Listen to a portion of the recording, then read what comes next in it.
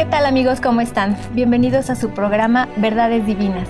Les saludamos el doctor Salvador Tomasini. Hola, amigos. Alejandro Carrega. Hola, buenas noches. Y su servidora Alejandra López. Bueno, pues vamos a continuar con las preguntas que se han quedado rezagadas. Y perdón porque ahora sí ha habido un poco de espaciar programas, pero bueno, ya estamos aquí, trataremos de ponernos al corriente. Así que vamos a empezar. Hay muchas preguntas, les agradecemos mucho su participación, muchas preguntas que se repiten. Entonces hicimos más o menos un compendio del mismo tema que se repite en alguna palabra diferente, palabras menos o más, pero más o menos la idea, ¿no? Entonces aquí una persona dice, el poseer la divina voluntad te hace poseedor de todo lo que a ella pertenece. Adquieres el derecho de todo por gracia, así lo dice Jesús. Y bueno, vamos a irla como fragmentando. Digo, esto es verdad, ¿no? O sea, la divina voluntad contiene todo el obrar de Dios.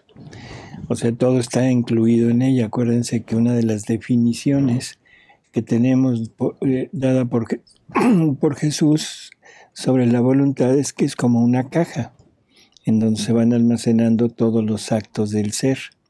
Entonces sí, es totalmente. Y ahora, cuando esa divina voluntad pasa como vida de una criatura, o sea, se queda ya como naturaleza de esa criatura, entonces la criatura se hace poseedora de todo lo que su divina voluntad contiene. Y dije sería una caja, pero porque dijo que ahí se van guardando los actos, pero de esa caja también se van sacando los actos, ¿no? De la divina voluntad. O sea, la divina voluntad es un todo. Y cuando se mueve, la divina voluntad se mueve con todo lo que ella contiene. No mueve una parte y la otra se queda, sino es toda ella. Cuando la voluntad humana toma todo lo de toma la divina voluntad y la incluye en su acto, entonces es la divina voluntad la que pone todo lo que ella contiene. Y siendo vida de la criatura, entonces la criatura posee todo lo que la divina voluntad posee. O sea que está correcto. Entonces se adquiere el derecho de todo, por gracia. Así es. Ok. Entonces el alma tiene la capacidad de hacer obras grandes. Sí. Como curar, por ejemplo, o alcanzar algo específico. Aquí hay que tener cuidado con lo que se piensa, porque es realidad, sí, pero también es no. A ver si me explico. O sea, Jesús dijo una vez que si tuviéramos fe como el tamaño de una semilla de mostaza, le podríamos decir a un monte, arráncate y tírate en el mar, y el monte se arrancaría. O decirle a un árbol, arráncate y plántate en otro lado, y el árbol obedecería. Esto es realidad, o sea, es una realidad. Pero como es la divina voluntad la que está obrando en la persona, si la persona de repente quiere como probar lo que puede hacer y quiere mover un árbol, lo que está haciendo es sacar de su voluntad eso. Entonces ahí la divina voluntad totalmente se hace a un lado, no concurre, porque es un acto de la voluntad humana queriéndolo la voluntad humana. Y no es lo que Dios quiere. Ahora, ¿la criatura puede hacer todo? Sí, siempre y cuando la divina voluntad quiera hacerlo a través de la criatura. Por ejemplo, dice curar. Si Dios quiere que una persona que vive en su voluntad sane a otra que está enferma, a otra persona que está enferma, si la divina voluntad lo quiere, la persona que vive en la divina voluntad lo puede hacer. Pero si la divina voluntad no le quiere eso, aunque la persona quiera, no se va a realizar, porque no es propiedad de naturaleza de la criatura, sino es por gracia. Y ese por gracia quiere decir que la divina voluntad debe tener dominio sobre todo, incluso sobre los deseos de la criatura. Sí. Ahí hay un hilo muy delgado que se puede romper porque podemos pasar a la soberbia. Así es, por eso dije que hay que tener mucho cuidado con esto, porque la persona puede llegar a creer prácticamente, perdonen la forma de decirlo, que es Dios. Ujú. Y justificar todo lo que hace. ¿Sí?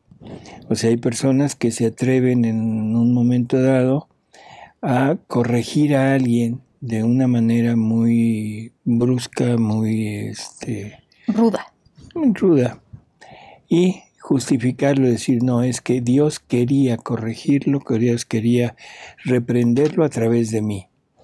Momento, eso con mucha calma, porque eso es más soberbia que una persona que vive en la divina voluntad. La divina voluntad generalmente no reacciona de esa manera. La divina voluntad lo que hace es busca la conversión, busca el acercar a las gentes, no alejarlas. Sí. Y la corrección siempre es fraterna. A menos que sea una persona y haga muy, ¿cómo diríamos?, muy contumaz en los vicios, en algunas acciones negativas, entonces sí usaría la parte ruda. Pero es muy raro, ¿no? Entonces hay que tener mucho cuidado con esa partecita de decir, voy a hacer lo que la divina voluntad quiera hacer. Ajá. Y nunca sacar algo de nosotros, porque ahí inmediatamente la divina voluntad se aleja. Sí. Y yo siento que, bueno, de casos que se saben de apóstoles y todo eso, que en el momento que le dicen a un paralítico, levántate y camina, no se la están jugando a ver si se van a levantar o no, sino que hay una fuerza dentro de ellos que los está empujando a hacer eso. O sea, me imagino, porque jugársela así con una persona, sí, cúrate de tal cosa, como que suena ridículo. Así es. Yo creo que se debe sentir una fuerza interna que es la que va a hacer eso, ¿no? Así es. Para poder tener esa seguridad de decirle a alguien que se cure. Y esa fuerza es la moción que la divina voluntad hace en ti, en tu parte interna, para decir, ahora, te curo, te levanto, o que se tenga la orden, como los apóstoles. Ajá. Los apóstoles recibieron la orden de curar enfermos.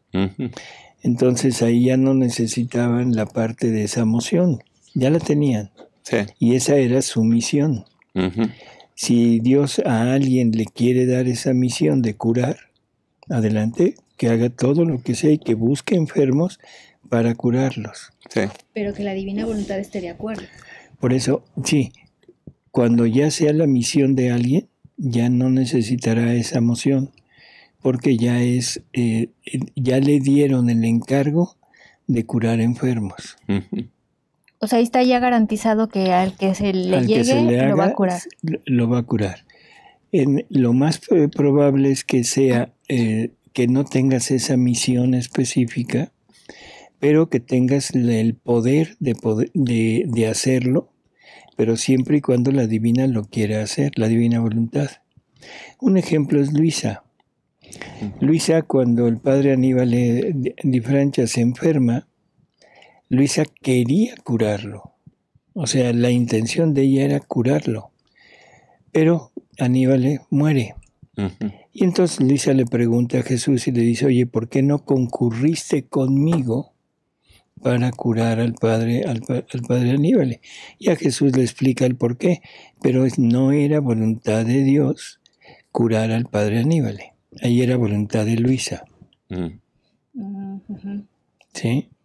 Entonces sí hay que manejarlo con mucha cautela para que la soberbia no se apodere de uno. Sí, yo creo que él busca almas humildes, ¿no?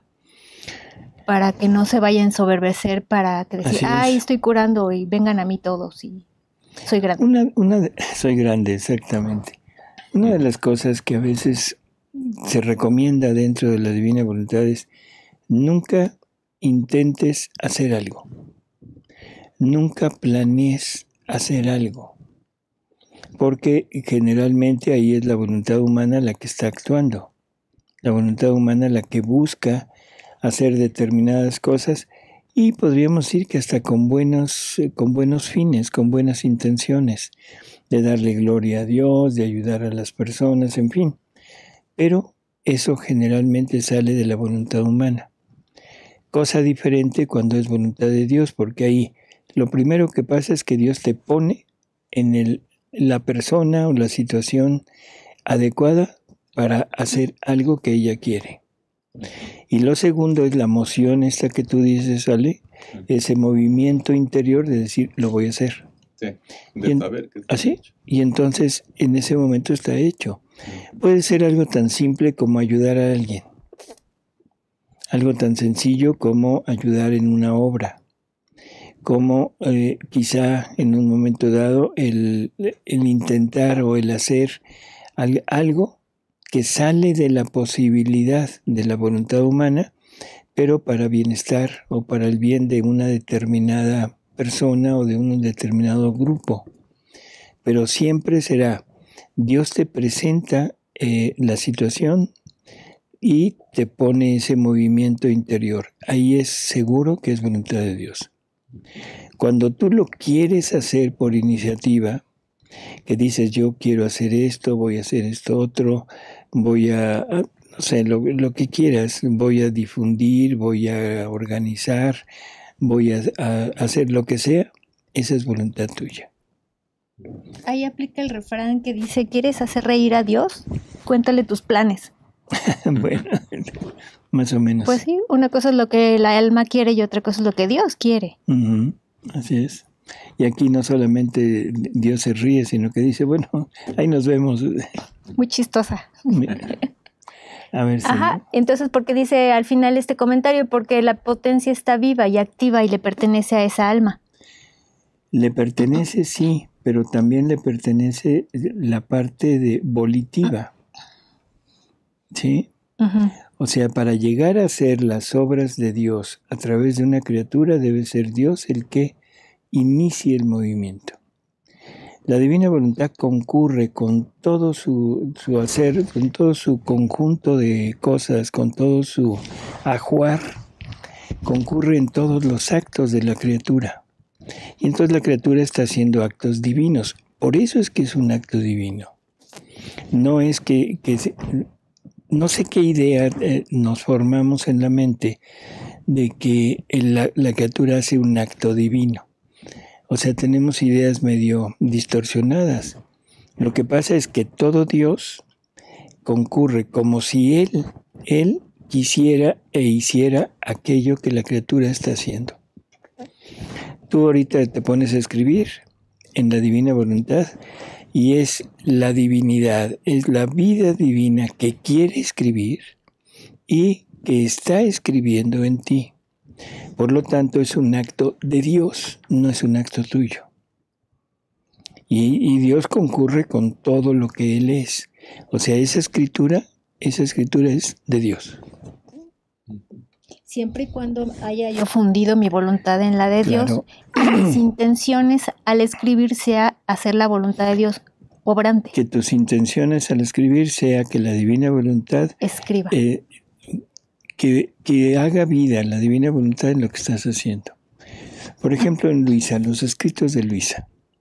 ¿Qué le dice Jesús? Estos escritos son míos, no tuyos. Tú no eres más que el lápiz. Tú no eres más que la pluma, la tinta. Pero el que escribe y todo lo que, la idea y todo lo que quiere decir soy yo. Entonces, Luisa era, aparentemente, humanamente, ella era la que escribía. Pero en realidad era la divinidad dentro de ella que quería decir lo que la divinidad quería poner. Era la divinidad quien llevaba de la mano, o sea, a Luisa escribiendo. Y Luisa no era más que digamos, el lápiz, la pluma, la computadora, la máquina de escribir. Una máquina de escribir o una computadora nunca pone nada por ellas, sino siempre es la persona que la está manejando. Sería más o menos lo mismo, pero sería un acto divino. ¿Por qué? Porque Dios está haciéndolo y lleva consigo todo lo que Dios es. Entonces, el escribir tuyo es igual que el crear el sol, por Dios. Ese es el problema, que no entendemos. Ajá, no entendemos porque cuando dicen, ok, acto divino, pensamos que a lo mejor van a salir estrellitas y va polvo de hadas o algo así, no va a salir de nuestro acto. Polvo de hadas. Porque es divino. Y ahorita lo que acaba de decir se relaciona con el sol. Para nosotros el sol es un astro que está muy lejos, que nos hace favores nada más, pero el contenerlo en mi acto, la creación del sol, el oficio del sol, el amor del sol y el valor del sol, estar en el acto de escribir, eso es tan, yo creo, abstracto, cuesta trabajo entenderlo. Totalmente lo confieso. Por eso, pero primero hay que simplemente ejercitar la fe. Así dice Jesús que es, así es. Y en la medida que lo creas, va a ser en la medida que lo vayas comprendiendo. No, porque nosotros pensamos que primero necesitamos entenderlo para después creerlo. Cuando te dicen Dios existe, ok, debo creerlo. No, pero a ver, explícame primero por qué, a ver, ¿qué es Dios? ¿Cómo es Dios? Todo. Ahí nunca vas a llegar a creer en Dios y nunca vas a llegar a conocerlo. Cuando tú aceptas la verdad de que Dios existe, Dios se va a ir encargando de irte mostrando poco a poco, de acuerdo a tu disposición, lo que Él es. Y te va a ir mostrando objetivamente que Él realmente existe. Es al revés. Debes creer para después entender y comprender. Por eso es que es tan importante que creamos que Jesús es el autor de los escritos que hizo Luisa. Que esto es real, que esto es de Él. Lo primero, creo que Jesús le dictó a Luisa todas estas verdades. Y ya de ahí entonces ya paso a tener disposición y a entender y a hacerlo vida. Por eso es que hay muchas personas que cuando uno habla de divina voluntad o empiezan a leer, inmediatamente van con la idea de encontrar el error. O sea, no van con la idea de encontrar lo que Dios puso, sino van con la idea de decir, a ver, voy a ver dónde se equivoca para ahí poner. Sí. Y desde el punto de vista de la voluntad humana, hay muchas equivocaciones. O sea, desde la voluntad humana vamos a encontrar millones de errores. Que eso es lo que ha pasado con varias personas que tratan de desacreditar los escritos, pero los desacreditan desde su voluntad y nunca los leyeron, sino nada más fueron en búsqueda del error. Lógico, la verdad se quedó totalmente anulada. Y Jesús mismo dice que Él los va a confundir. Así es. Esos buscadores que van buscando ese puntito negativo están mal. Yo, por ejemplo, me pasó al revés. Yo traía pues 3 o 4 cosas en la cabeza pues, que no venían en la Biblia, pero yo las veía como lógicas. Y cuando vi que en estos libros aparecían esas cosas, dije, pues, aquí es. Sí. Así es. Bueno. ¿Era otra pregunta? ¿Sería este? Dice, ¿cómo entender las indulgencias plenarias en la divina voluntad de Dios? Son gracias que le evitan a Jesús el sufrimiento y a la persona que la gana para una persona ya difunta. Perdón, pero estas son preguntas incómodas. Es muy difícil poder entender esto, pero me voy a basar un poco en los escritos, tanto de Luisa, pero sobre todo de María Valtorta. Lo primero que tenemos que entender es que el purgatorio no es un lugar de castigo. No es que te meto a la cárcel por X tiempo y si te portas bien y hay buena conducta y tienes una que otra buena relación por ahí afuera, a lo mejor sales antes. No se trata de pagar una pena, no es eso. De lo que se trata es de purificarte. O sea, el purgatorio es el lugar en donde vamos a ir a abandonar todo lo que llevamos puesto. ¿Y qué llevamos puesto? Nuestra vida. esta vida que estamos teniendo continuamente nosotros y donde estamos continuamente faltando a la ley de Dios, ¿sí?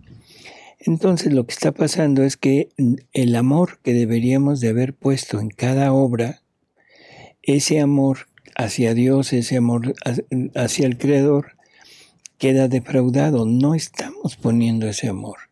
No nos estamos convirtiendo en amor hacia Dios. Y en el cielo no hay otra vida más que vida divina. O sea, amor total, pleno, completo. Bueno, cuando alguien muere, llega esa presencia con Jesús, se hace aquello que hemos llamado juicio, que no es un juicio, pero bueno, ya lo hemos comentado. Y la criatura decide salvarse. Y dije, decide salvarse. No es que Jesús le conceda la salvación, sino la criatura es la que decide. Jesús le presenta las dos opciones, condenación o salvación, y la criatura decide. Si decide salvarse, de acuerdo, ya está, con Jesús. Pero es muy, ¿cómo diríamos?, disímil de Jesús. No lleva vida divina, no está llena de amor divino. Por lo tanto, no puede estar en el cielo. Entonces se tiene que ir al purgatorio.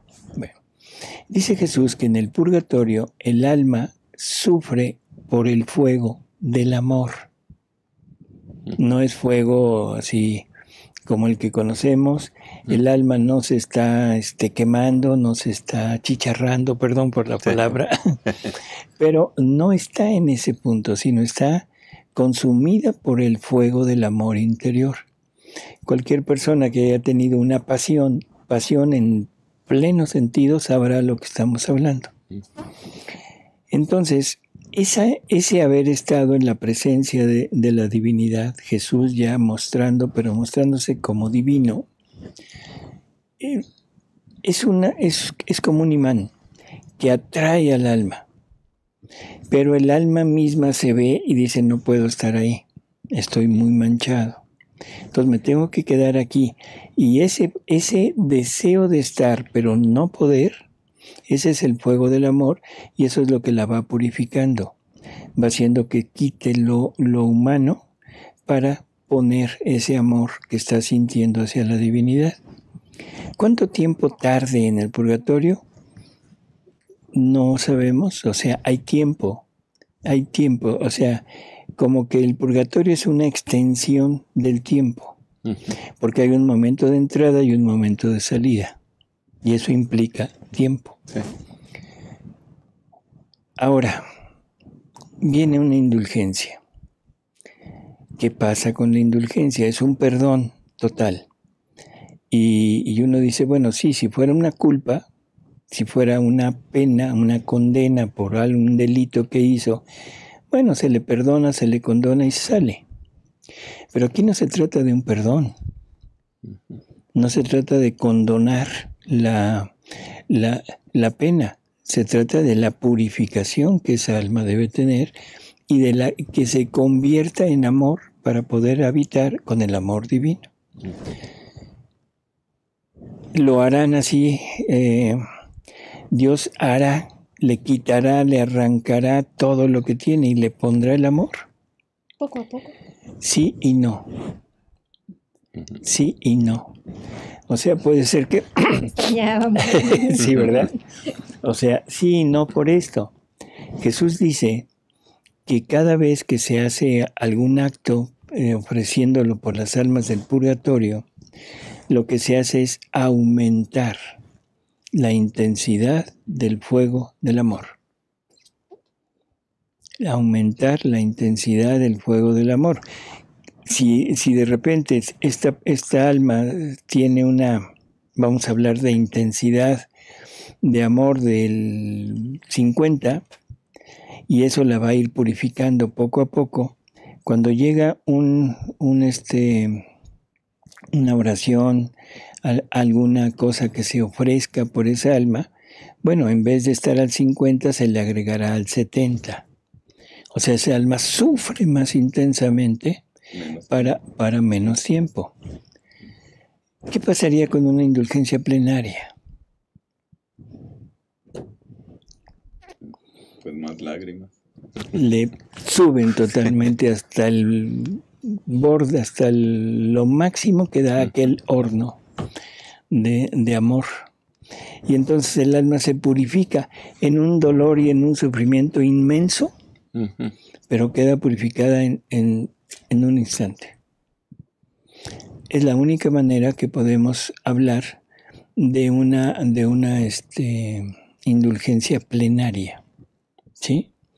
O sea, no es perdón de las culpas, sino es purificación de todo lo que no lleva amor divino en ella. Es que ese concepto de indulgencia está mal entendido entonces. Así es. Nos han enseñado que las indulgencias es perdón de los pecados. O sea, me hiciste 10, bueno, por una indulgencia te voy a perdonar 2. Bueno. Ajá, no, entonces no es eso. No es eso. Y ahí es en donde estamos mal, porque pensamos que las almas están purgando una condena que le dictó un juez y que le dictó y le dijo tantos años de prisión o tantos meses o tanto tiempo de trabajos forzados. No, no es eso. Pero la idea general es exactamente esa. Tenemos la idea de una pena que se lleva a cabo a través de ese proceso. Y no, es purificación.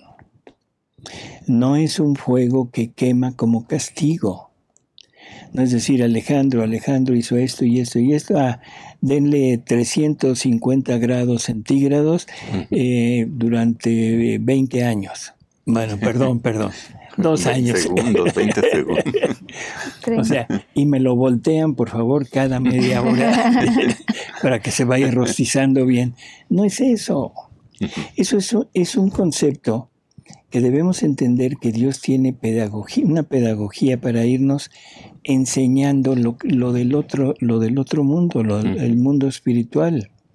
Y ese concepto, esa pedagogía, se tiene que basar en ejemplos que nosotros podamos entender.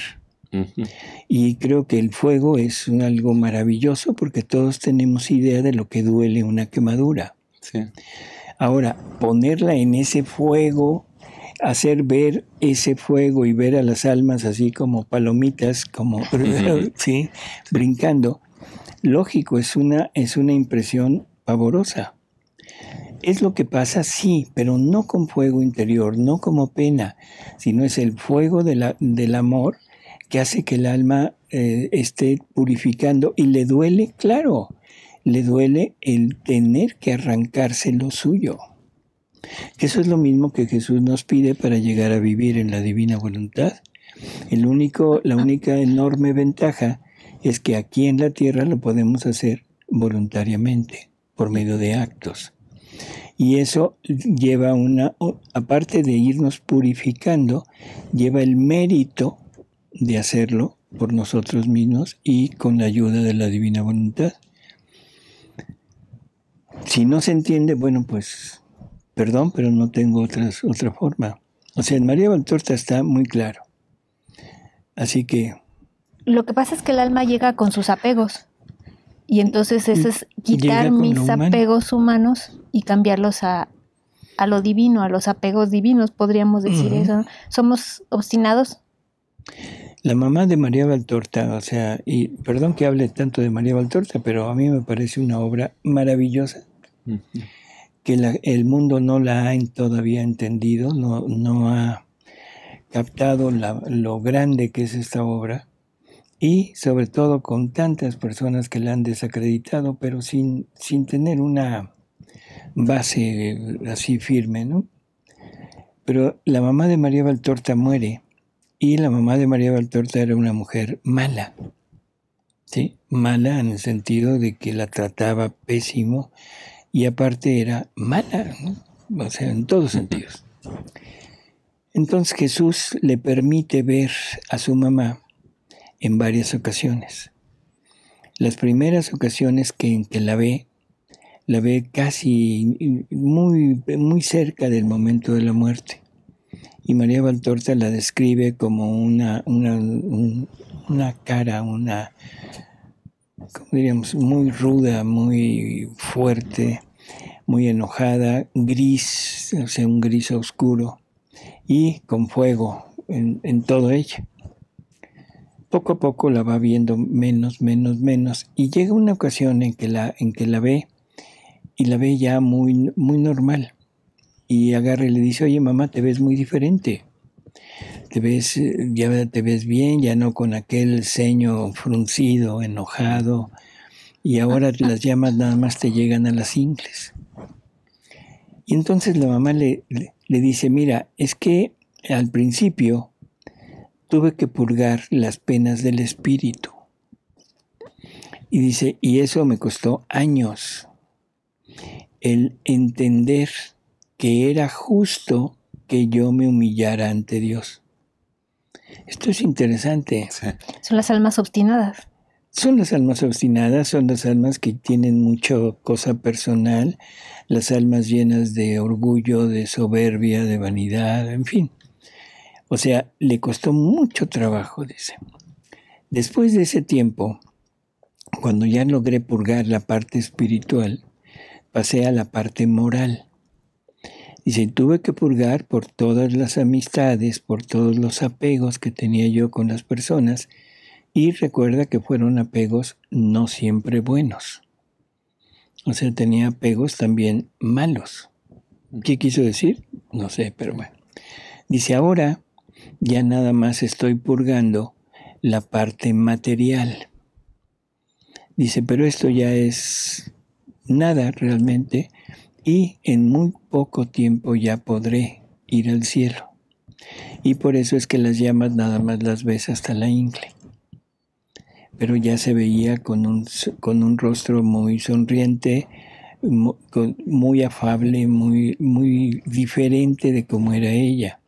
Claro, ya se había llenado del amor divino en la parte espiritual y en la parte moral.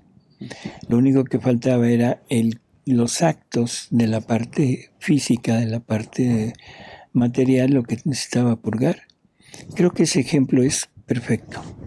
También la mamá de María Valtorta regresa para darle las gracias a ella y a una religiosa que habían orado por ella. Así es. Que entre las dos habían pedido. ¿Ahí ellas habían ganado indulgencias para la señora? Bueno, no solo indulgencias. La señora dice algo que habría que meditarlo.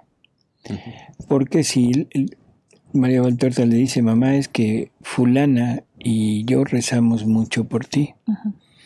Y entonces ella le dice, lo sé, y se los voy a agradecer, se los voy futuro. O sea, les voy a pagar por eso, ¿sí? Porque sé que me consiguieron el purgatorio.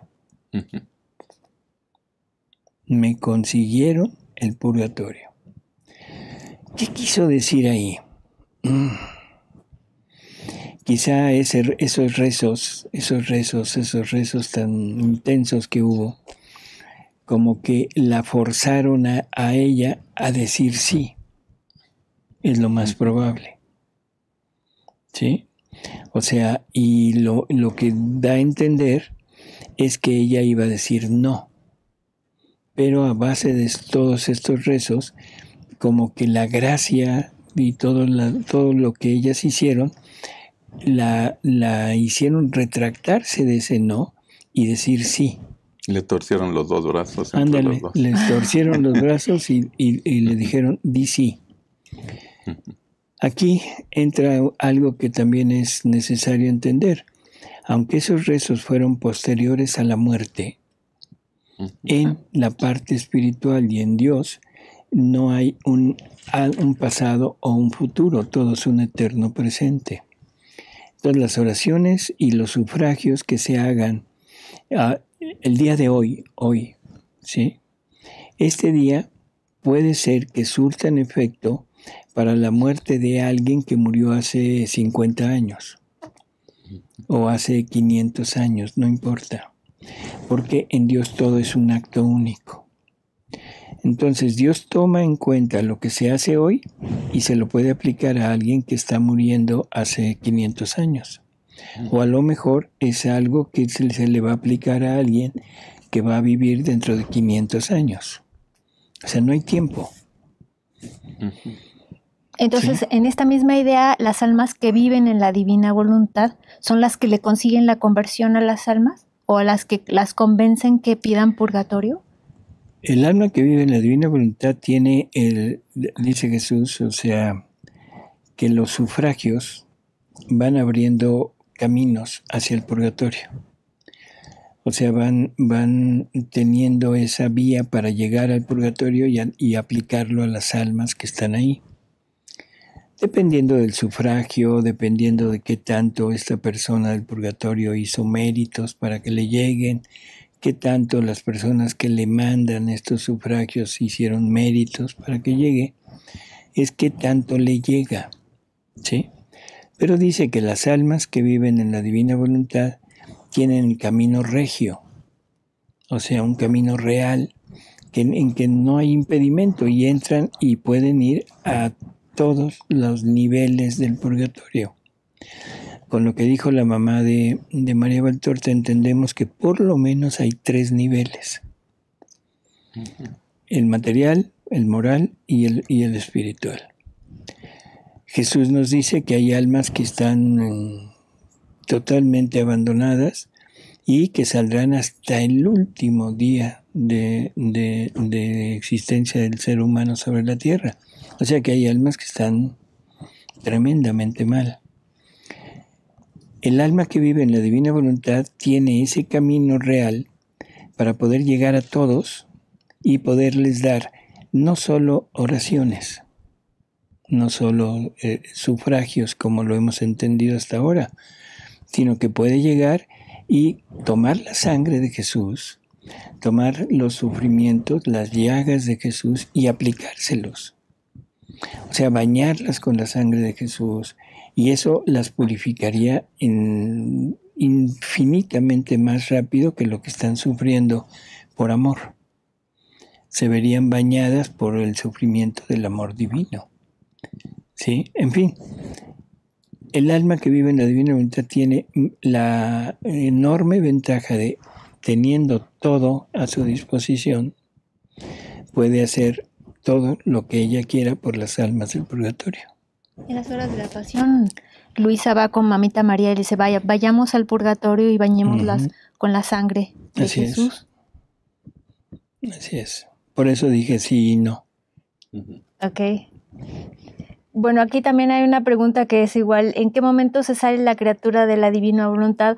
¿O cómo voy a saber si un acto que estoy haciendo lo estoy haciendo en la divina voluntad?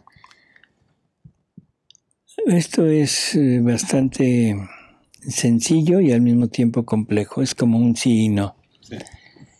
Cuando el alma pierde de vista sus intenciones, cuando pierde de vista todo lo que ella desea en un acto que va a hacer, y todo se lo deja a la divina voluntad, en ese momento sabemos que estamos actuando en la divina voluntad.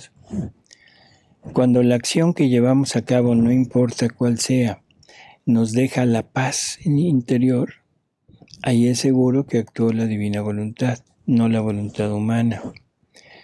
Cuando el acto que hacemos nos empuja, nos lleva, nos pone en capacidad o en el plano de llevar a cabo las virtudes sin proponérnoslo, es la divina voluntad la que está actuando. Cuando en el acto que estoy haciendo hay una inmutabilidad, o sea, no cambio, este acto lo tengo que hacer y no lo cambio, no importa lo que pase, esa inmutabilidad es la inmutabilidad de Dios en la criatura. O sea que hay varios signos, ¿no? Pero uno de los principales y los más fáciles de poder detectar es la paz interior. ¿Cómo se une una obra con Jesús? ¿Cómo se une una obra con Jesús? Bueno, creo que ya lo dejamos dicho arriba, o sea, cuando el alma hace algo, una obra, pero lo hace en la divina voluntad, todo lo que la divina voluntad contiene concurre en ese acto. Y como lo que la divina voluntad contiene también son los actos de Jesús, entonces los actos de Jesús se ponen en contacto con los actos de la criatura. Y esos actos de Jesús se multiplican o salen a la luz nuevamente a través del acto de la criatura. Y ya se unen las obras, la de Jesús y la de la criatura.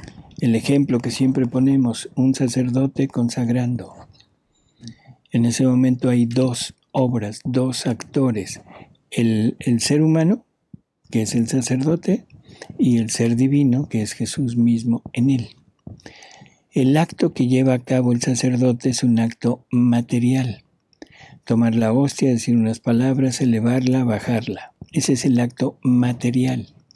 Pero a través de ese acto corre el acto divino y hace que a través de las palabras del sacerdote esa hostia cambie, haya una transubstanciación y ahí ya esté Jesús, ya no es la hostia. La hostia que toma el sacerdote es pan. La hostia que eleva el sacerdote está haciendo la transubstanciación, ese cambio de sustancia, ese cambio de naturaleza, digamos. Y cuando la baja ya no es pan, ya es Jesús. Lo mismo pasa con el vino. Creo que ese es el ejemplo más fácil de poder entender porque lo tenemos a la vista. Sí. Y por fe creemos que lo que está ahí en esa hostia, a la hora que el sacerdote la baja ya no es pan, es Cristo. ¿Sí? Uh-huh. Y la siguiente pregunta va pegadito. Entonces, si yo vivo en la divina voluntad, el acto de ir a comulgar físicamente es ir a recibir a un Jesús, pero que ya tengo adentro. Es Jesús recibiéndose a él mismo para darse el honor, la gloria, la alabanza, todo lo que la criatura no le da.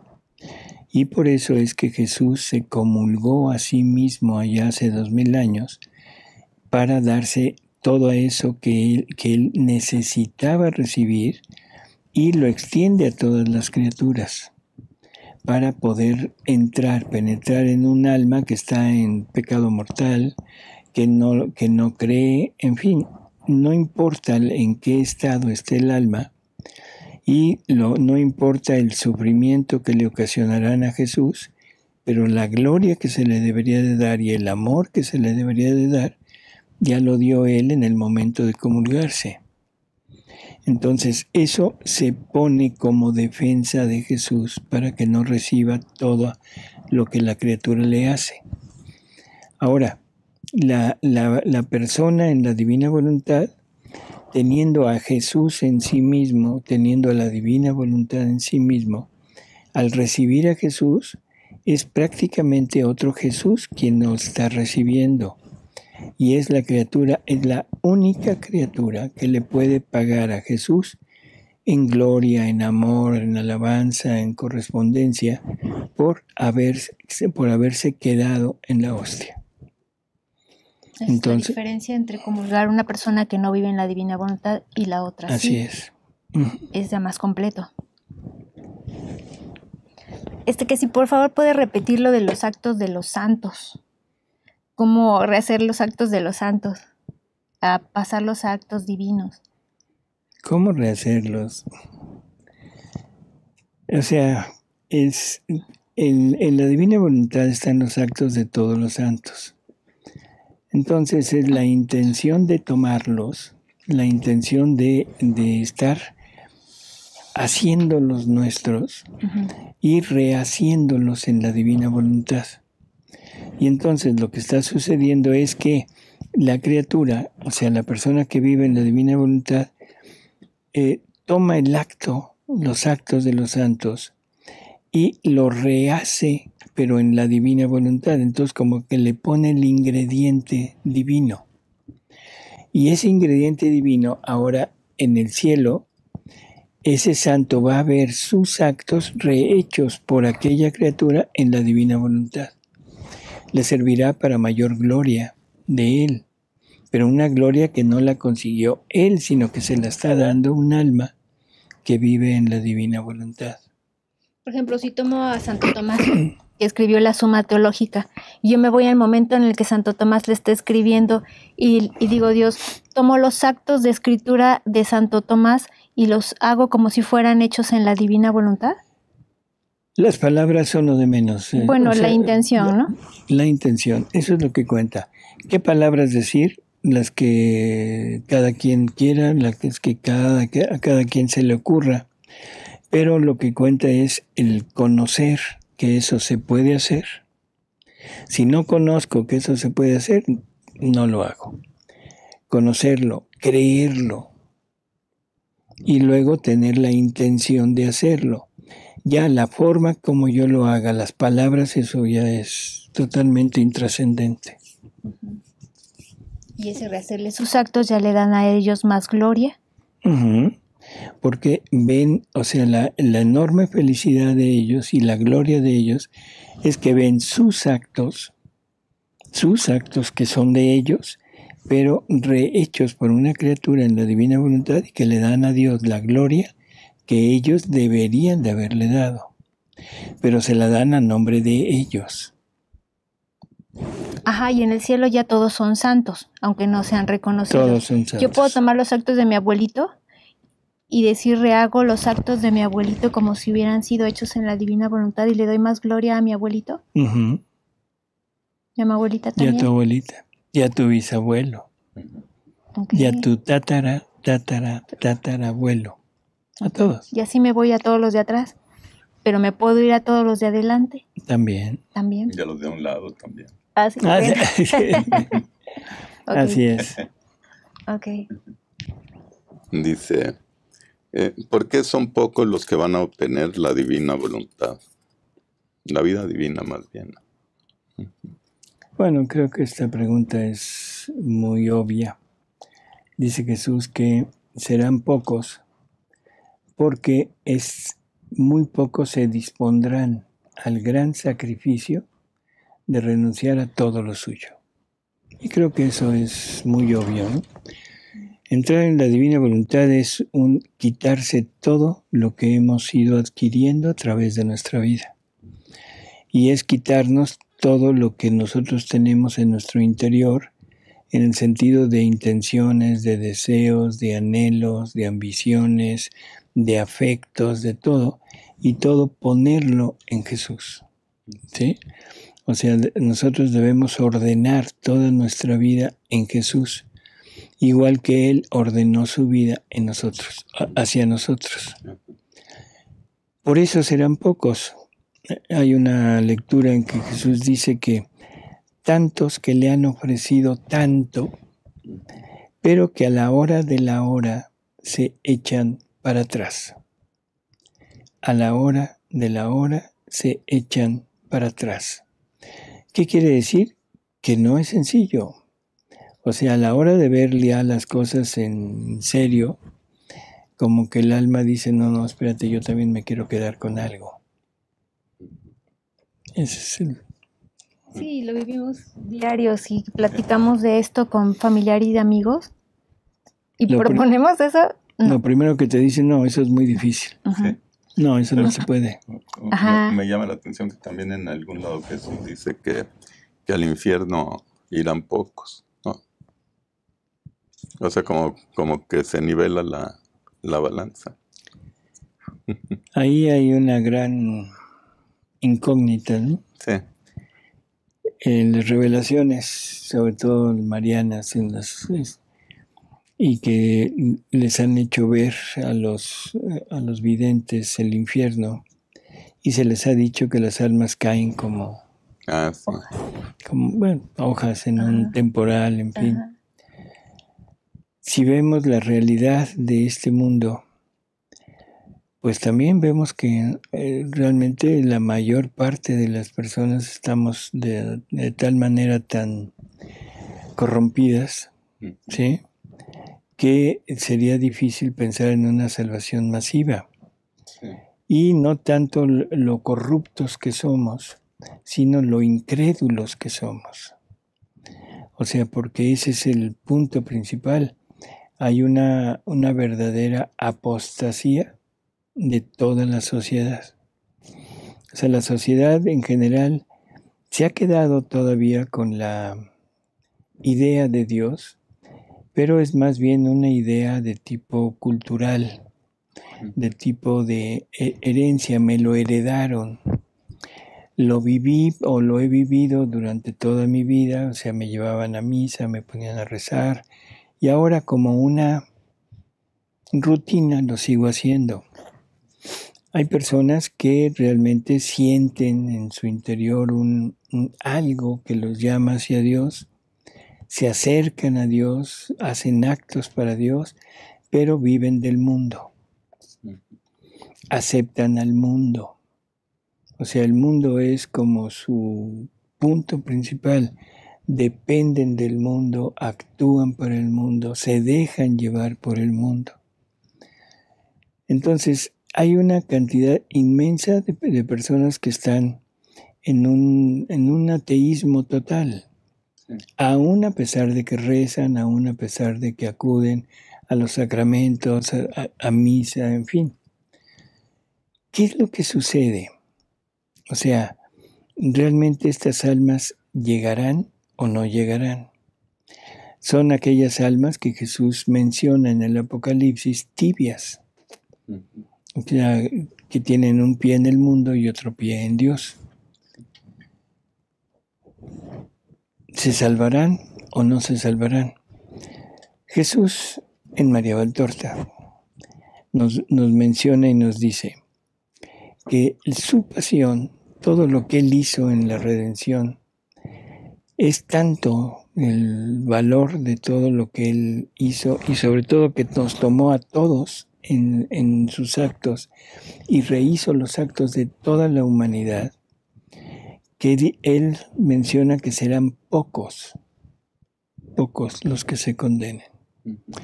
Serán pocos los que caigan en este terrible problema, castigo, ¿no?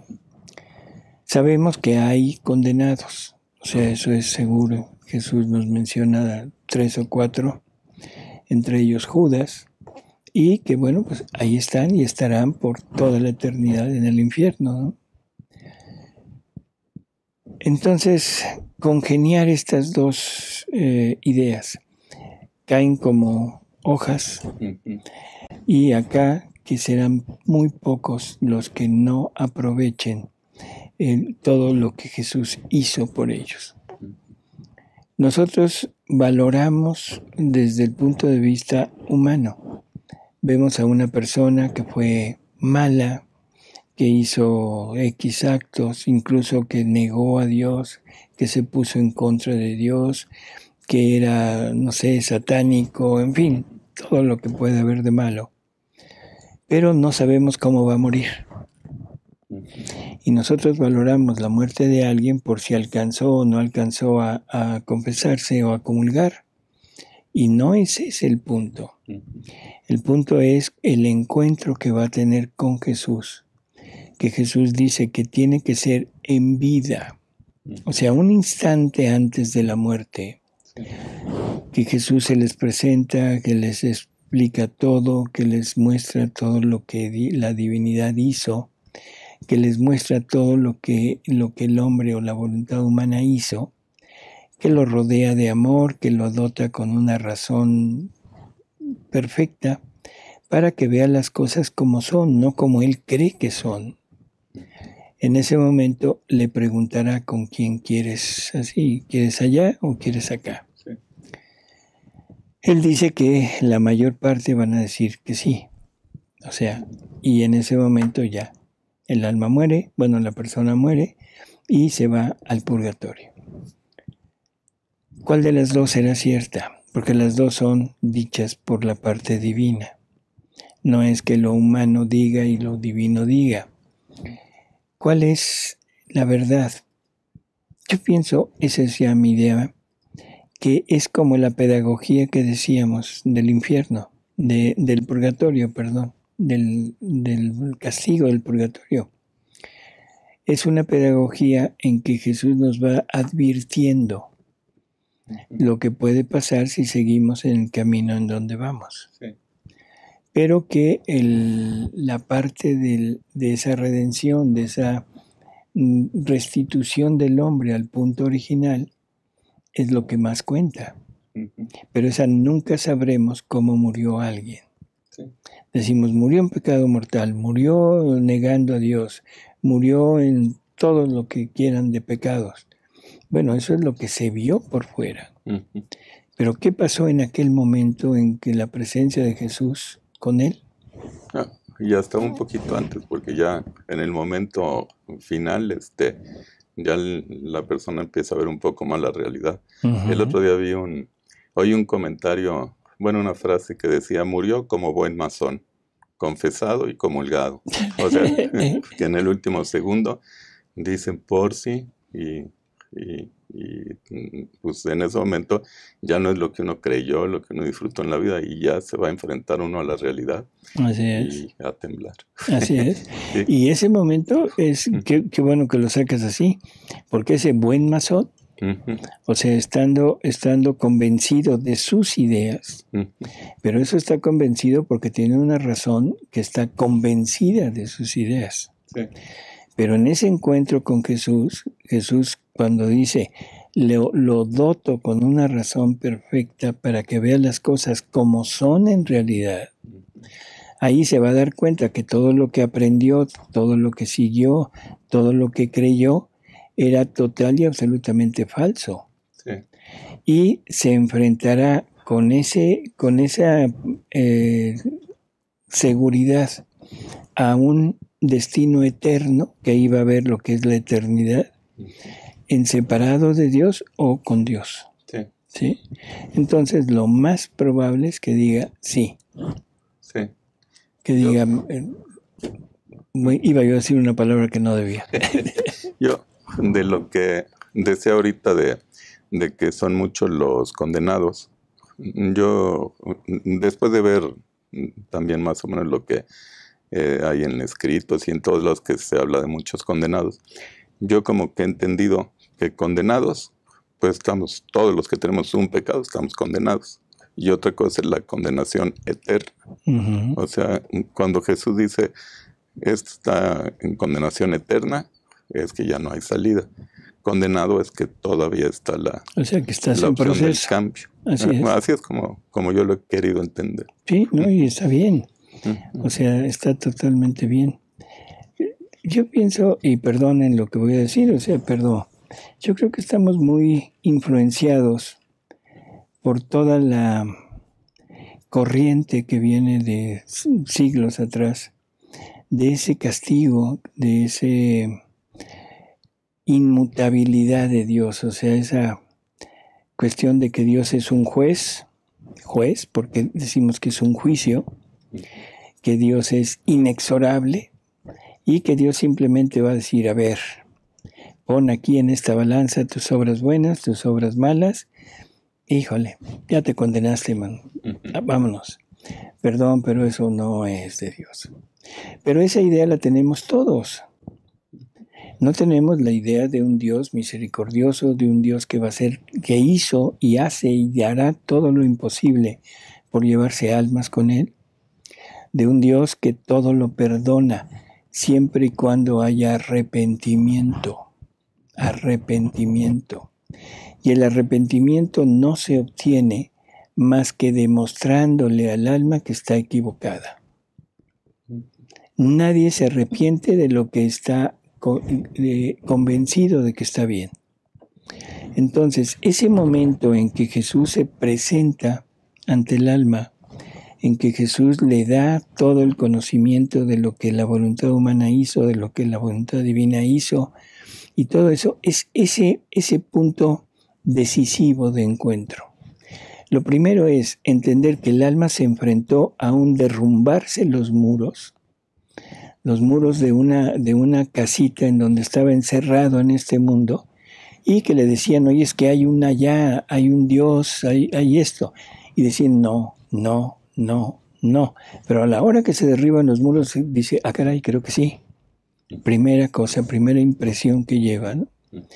Lo segundo es enfrentarse con el amor, porque toda su vida ha vivido en el odio. O sea, lo que no está con Dios es odio, porque Dios es amor. Por lo tanto, ha vivido en el odio. En el momento que se le presenta el amor y ese amor se hace sentir, forzosamente aquella alma va a decir, caray, esto es diferente. Y va a sentir no el odio, no el rencor, no aquello que lo roía en su interior, ¿sí? Sino va a sentir una paz, una tranquilidad. Todos los dones de Dios los va a sentir en un momento dado y también va a poder comparar, ¿sí? Y después esa gran, no sé, esa gran obra de Dios, esa misericordia que lo dota con una razón para que vea las cosas como son, no como cree que son. Y entonces va a decir, es que todo lo que me enseñaron allá en esto es mentira. Todo es total y absolutamente contrario a lo que realmente es. Sí. Y no dudo ni tantito que en eso que le muestra la acción del enemigo. Y va a sentir en la acción del enemigo en su vida y va a ver que la masonería era una entrega total al demonio. Sí. Y por otro lado va a tener enfrente al amor divino, va a tener enfrente esa parte diferente totalmente del odio. Y ahora la pregunta es, ¿dirá que no? Sí, porque en ese momento ¿dirá que no? Son muy pocos los que dirán que no.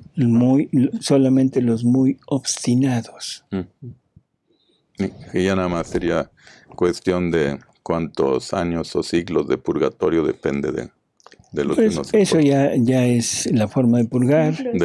Pues es que no sé cuánto se puede el decir. Purgatorio es tiempo. Sí. No se nos olvide, es tiempo. Entonces, bueno, pues amigos, no tuvimos oportunidad de muchas preguntas, pero creo que ojalá que estas hayan quedado pues más o menos claras. Y los invitamos a reflexionar. O sea, miren, yo creo que el tiempo de ser simple y sencillamente crédulos, así estoy usando la palabra así, crédulo, no digo credulones, o sea, yo creo que ya no es conveniente. Hay tanta contaminación en lo espiritual, tantas ideas totalmente equivocadas y a veces con mucho de verdad y un poco de mentira. Pero recordemos que la mentira es más peligrosa entre más verdad lleve. Entre más verdad lleve una mentira, es más poderosa para desviarnos. Entonces, en estos tiempos que estamos viviendo, este mundo que nos tocó vivir el día de hoy, definitivo requiere de una profunda meditación, de un profundo sentimiento y deseo de conocer. Pero no se conoce si me aferro a un solo punto. O sea, y eso lo quiero dejar muy claro, porque hay miles o millones de personas que siguen a Cristo sin seguir a Cristo. Sí. Que siguen a Cristo pensando que el Cristo que siguen es el verdadero, pero nunca se han dado a la tarea de investigar si sí o si no, leyendo lo otro. Le creen más al hombre que a Dios, le creen más a Jesús. Le creen más al hombre que a Jesús. ¿Por qué no investigar un poco realmente en las palabras y en el Evangelio de Jesús? Pero un Evangelio no modificado, no alterado al criterio de la persona que lo manipuló. O sea, atrévanse a pensarlo, atrévanse a hacer, no tanto para que se salven o no, porque como dijimos, a lo mejor sí les alcanza, no hay problema. Pero no se trata de salvarse o no. De lo que se trata es de qué le vamos a dar a Dios cuando lleguemos allá.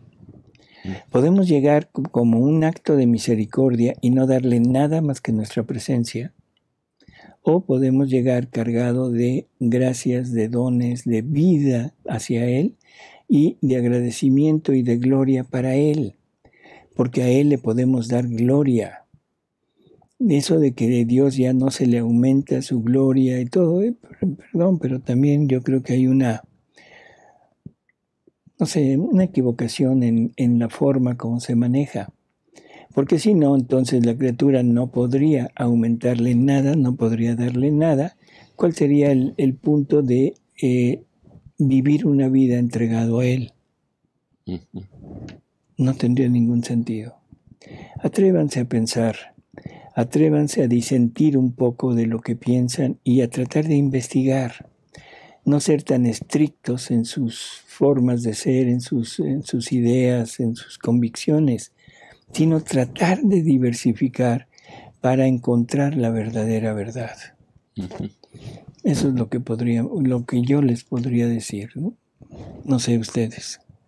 No, sí, de acuerdo.